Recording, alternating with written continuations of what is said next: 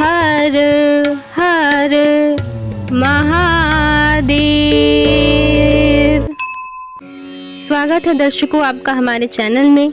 आज आपको हरतालिका तीज से जुड़ी कथा सुनाने जा रहे हैं। ऐसा कहा जाता है कि स्वयं भगवान भोलेनाथ ने माता पार्वती को कैलाश पे ये कथा सुनाई थी और तब से हर सुहागिन महिला तीज के व्रत के दिन इस कथा को सुनती हैं, जिससे उन्हें विशेष फल की प्राप्ति होती है और गौरी शंकर की उनमें विशेष कृपा होती है। दर्शकों, हरतालिका तीज के दिन सुहागिन महिलाएं पति की लंबी उम्र और दाम्पत्य जीवन में खुशहाली की कामना से ये व्रत रखती हैं। प्रत्येक वर्ष भाद्रपद माह के शुक्ल पक्ष की तृतीया तिथि के दिन हरतालिका तीज का व्रत रखा जाता है। महिलाएं अखंड सौभाग्य की कामना से निर्जला व्रत रखती हैं। हरतालिका तीज के दिन माता पार्वती और भगवान शिव का पूजन किया जाता है। पूजा के दौरान व्रत कथा पढ़ना या सुनना अनिवार्य माना गया है। कहते हैं कि बिना कथा के कोई भी व्रत संपन्न नहीं होता। इसलिए आपके लिए हम ये कथा लेके आए हैं। इस कथा को सुनने से आपको वाकई में भोलेनाथ की कृपा अवश्य मिलेगी। और यदि आप इस कथा को सुन रहे हैं तो मेरा आपसे आग्रह है कि पूरी कथा सुनिएगा, क्योंकि बीच में कथा छोड़ने से व्यक्ति को दोष लगता है और पाप। इसीलिए दर्शकों, पूरी कथा को अवश्य सुनिएगा, बीच में मत छोड़िएगा। तीज व्रत की कथा शिव पार्वती के पवित्र मिलन से जुड़ी हुई है। ये पर्व हरियाली तीज और कजरी तीज के रूप में मनाया जाता है। इस दिन पति की लंबी उम्र और सुखी वैवाहिक जीवन की कामना के लिए महिलाएं व्रत रखती हैं। तो दोस्तों, आइए आपको कथा सुनाते हैं। अगर आपको कथा पसंद आए तो वीडियो को लाइक और शेयर करके हमारे चैनल को सब्सक्राइब करिएगा और कमेंट में हर हर महादेव अवश्य लिखिएगा। कथा इस प्रकार है कि जब पार्वती माँ हिमालय पर स्थित गंगा के तट पर अपनी बाल्यावस्था में 12 वर्षों तक लगातार अधोमुखी होकर घोर तप कर रही थी। न उन्हें खाने पीने की चिंता थी, न अपने जीवन की।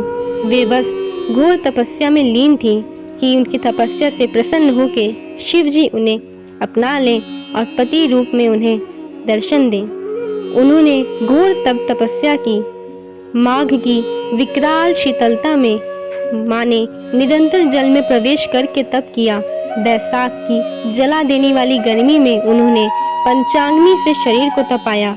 श्रावण मास की मूसलाधार वर्षा में खुले आसमान के नीचे बिना अन्न जल ग्रहण किए वे समय व्यतीत करती रहीं, सिर्फ और सिर्फ भगवान शिव भोलेनाथ की तपस्या में। उनके पिता हिमाचल ये कष्ट और साधना देख के इतने दुखी थे, इतने व्यतीत थे कि वे अपनी पुत्री को इस हाल में नहीं देख सकते।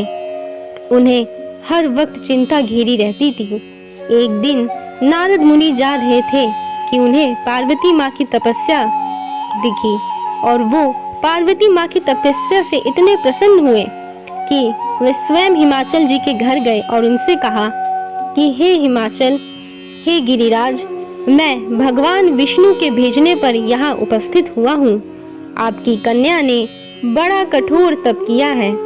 इससे प्रसन्न होकर वे आपकी सुपुत्री से विवाह करना चाहते हैं। मैं आपकी राय जानना चाहता हूँ। यदि आप हाँ करें तो मैं विवाह की बात आगे बढ़ाऊं। नारद जी की बात सुनकर गिरिराज तो गदगद हो गए। उनके तो जैसे सारी चिंता दूरी हो गई। वे प्रसन्न मन से बोले कि श्रीमान, यदि स्वयं विष्णु मेरी कन्या का वरण करना चाहते हैं तो भला मुझे क्या आपत्ति हो सकती है। वो तो साक्षात ब्रह्मा हैं। हे महर्षि, ये तो हर पिता की इच्छा होती है कि उसकी पुत्री सुख संपदा से युक्त पति के घर की लक्ष्मी बने। पिता की सार्थकता इसी में है कि पति के घर जाकर उसकी पुत्री पिता के घर से भी अधिक सुखी रहे। भला कौन पिता नहीं चाहेंगे कि उनकी पुत्री अपने ससुराल में आराम से रहे। गिरिराज की स्वीकृति पाकर नारद जी विष्णु जी के पास गए और ब्याह की निश्चित होने का समाचार सुनाए। मगर इस विवाह संबंध की बात जब पार्वती माँ को सुनाई पड़ी तो वे चिंतित हो उठी। वे तो भगवान शिव को अपने मन में ही पति रूप में अपना चुकी थी। उन्हें चिंता इस बात की सता रही थी कि वे अपने पिता का दिल भी नहीं तोड़ना चाहती और वो अपने मन में भगवान शिव को पति रूप में मान चुकी थी। किसी और से विवाह करने के बारे में वे सोच भी नहीं सकती और उनके पास अब प्राण त्यागने के अलावा कोई और रास्ता नहीं बचा था। वे अपने सखी से इस बारे में बात कर रही थी। तभी उनकी सखी ने उन्हें समझाया कि पार्वती, तुम आराम दिमाग से ध्यान करो और सोचो, प्राण त्यागने से कुछ नहीं होगा। सच्चे हृदय से भगवान शिव शंकर का ध्यान करो और कहीं दूर पर्वत और जंगल में चली जाओ जहाँ तुम्हारे पिता तुम्हें खोज ना पाए। वहाँ तुम तपस्या में पूरे तन मन से लीन होकर भगवान शिव का ध्यान करना, वे अवश्य तुम्हें दर्शन देंगे। सखी की बात सुनकर माँ पार्वती को थोड़ी राहत मिली और वे बिना किसी को बताए अपने महल से दूर किसी जंगल में चली गईं और वहाँ भगवान शिव की साधना में लीन हो गईं। जैसे ही वो वहाँ से चली गईं, उनके पिता घोर चिंता में पड़ गए क्योंकि पार्वती माँ को घर पर ना पाकर बड़े दुखी और चिंतित होने लगे। वो सोचने लगे कि पता नहीं मेरी पार्वती कहाँ चली गई। मैं विष्णु जी से उसका विवाह कैसे करूँगा। मैं तो उन्हें प्रण दे चुका हूँ। यदि भगवान विष्णु बारात लेकर आ गए और कन्या घर पर न हुई तो बड़ा ही अपमान होगा। मैं तो कहीं मुंह दिखाने के योग्य भी नहीं रहूँगा।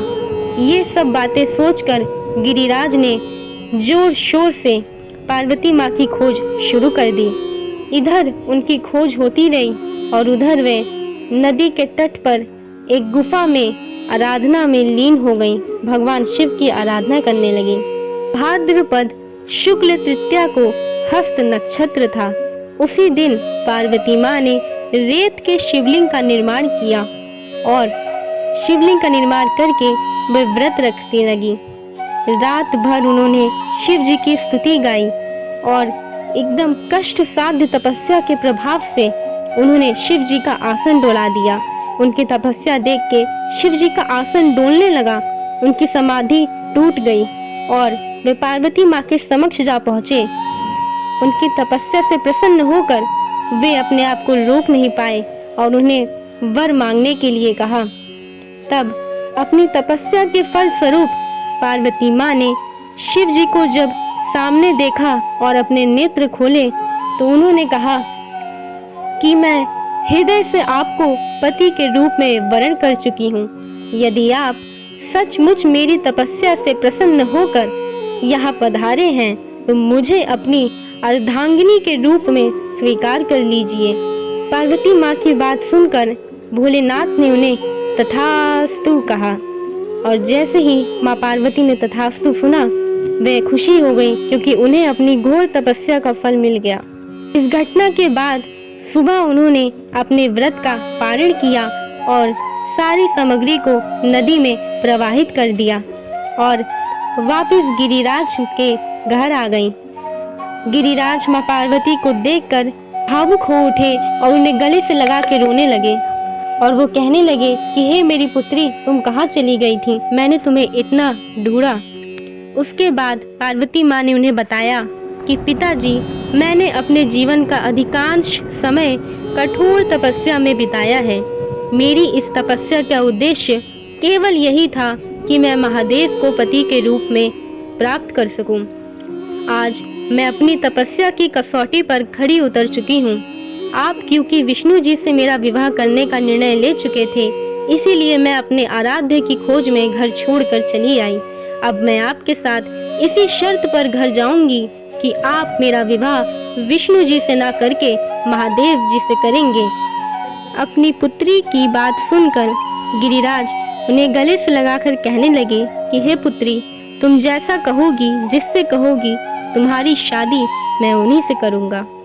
कुछ समय के पश्चात विधि विधान पूर्वक शिव जी और माता पार्वती विवाह सूत्र में बंध गए, क्योंकि माता पार्वती ने भाद्रपद की शुक्ल तृतीया को शिव जी की आराधना करके जो व्रत किया था, उसी के फल स्वरूप उन्हें शिव जी पति रूप में प्राप्त हुए।